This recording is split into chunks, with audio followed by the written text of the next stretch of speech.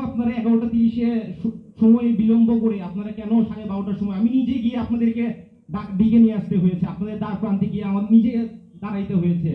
এই জন্য আমি খুবই দুঃখিত, খুবই মর্মাহত। শুধু সেটিই নয়, আমাদের ফুলতলাবাসীর জন্য একটি গর্বের কথা আমি জানাই। সেটি হচ্ছে যে আমাদের ফুলতলা বাজার কমিটির সভাপতি জনাব মোহাম্মদ নাদিম রহমানি, তিনি আমাদের সকলের বিপদ আপদে এগিয়ে আসেন, সকলের সমস্যার সমাধানের জন্য আমাদেরকে সবসময় আমাদের পাশে থাকেন। আমাদের এলাকাবাসীর উন্নয়নের লক্ষ্যে, আমাদের ফুলতলা ফুলদিঘি কৈগাড়ি এলাকা উন্নয়নের লক্ষ্যে, মানুষের সকলের মৌলিক অধিকার ফিরিয়ে দেওয়ার লক্ষ্যে, যারা বয়স্ক মানুষ আছেন তাদের সকলের বয়স্ক ভাতা ফিরিয়ে দেওয়ার লক্ষ্যে তিনি 13 নম্বর ওয়ার্ডের কাউন্সিলর নির্বাচন করতে যাচ্ছেন। এই জন্য আমি আপনাদের সকলের কাছে দোয়া চাচ্ছি, আপনারা সকলেই আমাদের সকলের পাশে থাকবেন ইনশাআল্লাহ, আমি প্রত্যাশাই করি।